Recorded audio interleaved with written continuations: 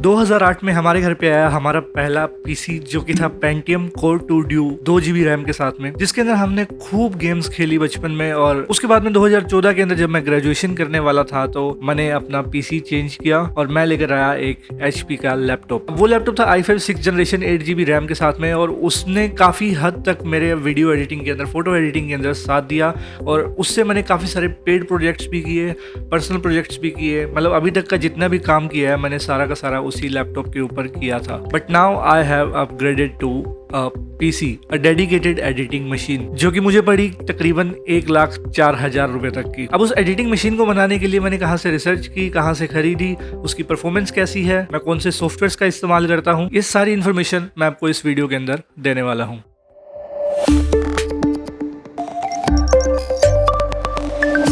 So moving on to this video, आपको मेरी story से पता लग गया होगा कि मैं किसी भी चीज़ का तब तक इस्तेमाल करता हूँ जब तक कि वो चीज़ अपनी 100% परफॉर्मेंस तक अचीव नहीं कर लेती। मेरे लास्ट 2 पीसीज के साथ में कुछ इस तरह की स्टोरीज थी, लेकिन जो मैंने अब अपना पीसी अपग्रेड करवाया है, which is a beast to me personally, क्योंकि मैं जो अपने पुराने पीसी पे काम कर रहा था, मैं जो अपने पुराने लैपटॉप पे काम कर रहा था, दैट वाज हॉरिबल। तो रीज़न क्या था मेरा अपग्रेड करने का नए पीसी के ऊपर? सबसे पहले तो सॉफ्टवेयर्स जो हैं सारे के सारे अपडेट हो रहे थे, और जैसे जैसे सॉफ्टवेयर्स अपडेट होते हैं तो वो सॉफ्टवेयर्स उतने ज़्यादा हैवी हो जाते हैं यूज़ करने के लिए। दूसरे नंबर पे जो वीडियो क्वालिटी थी कैमरास की, वो भी इंप्रूव हो रही है। मुझे भी 4K में शूट करना था आने वाले टाइम के अंदर। सो दैट्स वाई जो मेरा पुराना पीसी था वो 4K के अंदर वीडियो एडिटिंग नहीं कर सकता था।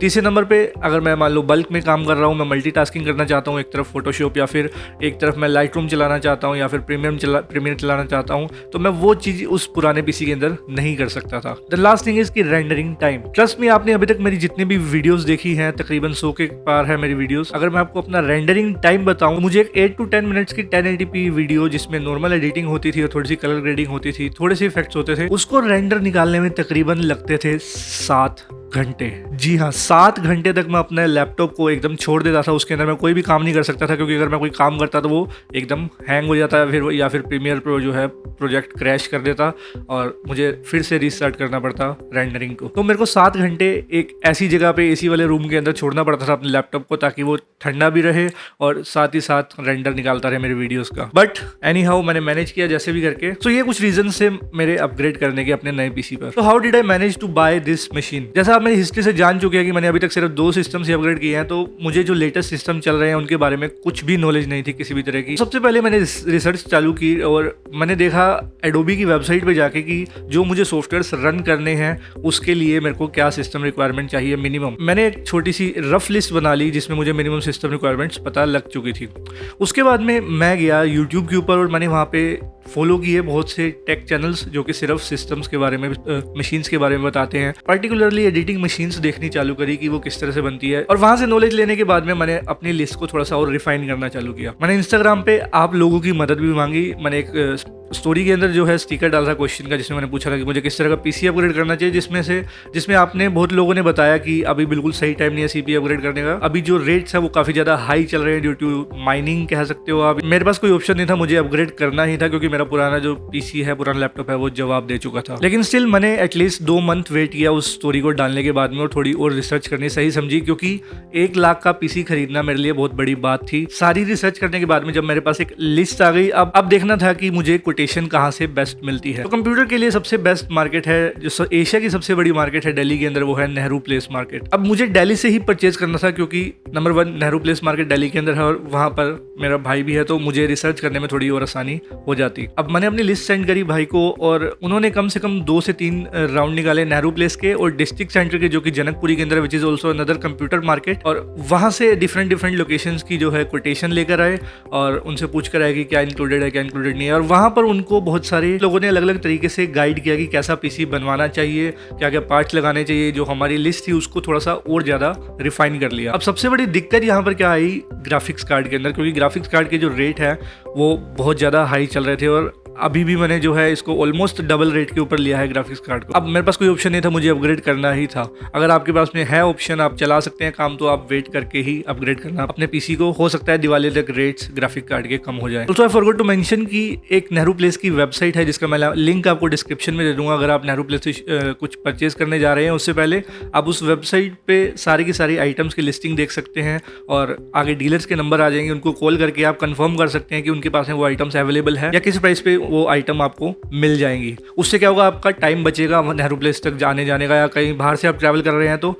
आप अपना टाइम बचा लेंगे उस केस में। सो आफ्टर डूइंग दिस 3 से 4 दिन की रिसर्च, फाइनली एक शॉप वहां पर मिली वोल्टेड पीसी के नाम से। दोस गाइज वर ऑसम। कोई स्पॉन्सर वीडियोस नहीं, उन्होंने मुझे पे नहीं किया इस चीज को बोलने के लिए, सिर्फ और सिर्फ उनकी सर्विसेज से मैं खुश हुआ। That's why I am taking their name in this video. Nehru place में ऐसे नहीं कहूंगा कि बेस्ट या चीपेस्ट प्राइस मुझे मिला, क्योंकि सब शॉप्स मैंने नहीं घूमी थी, बट जितनी मैंने घूमी थी उनमें से मुझे चीपेस्ट प्राइस मिला और बेस्ट रेट पे मुझे अपना पीसी वहां से बिल्ड करने को मिला। So now let's talk about कि मैं सॉफ्टवेयर कौन कौन से रन करता हूँ अभी इस टाइम पर इस पीसी के अंदर। आफ्टर इफेक्ट्स में रन करता हूँ, एडोबी का प्रीमियर प्रो रन करता हूँ, एडोबी फोटोशॉप, एडोबी लाइटरूम, ये 4 सॉफ्टवेयर्स मेन मेरे रहते हैं हमेशा। उसके बाद में मैं OBS इस्तेमाल करता हूँ स्क्रीन रिकॉर्डिंग्स के लिए या फिर लाइव स्ट्रीमिंग्स के लिए। लाइव स्ट्रीमिंग अभी चालू नहीं किया, बट मैं सून चालू करूंगा लाइव स्ट्रीमिंग भी। कभी कभी थोड़ी बहुत गेमिंग के लिए भी इस पीसी का मैं इस्तेमाल कर लेता हूँ। Let's talk about the performance of this PC as compare to the last PC. This PC is a beast. हो सकता है इससे बढ़िया पीसी भी आते हों, ऑफकोर्स आते हैं, 5-5 लाख के भी आते हैं, 10 लाख के पीसीज भी आते हैं, बट फॉर मी मेरी रिक्वायरमेंट के हिसाब से मैं जब कंपेयर करूंगा उसको पुरानी चीज़ से अपनी, उसके मुकाबले मेरे लिए ये एक बीस्ट है।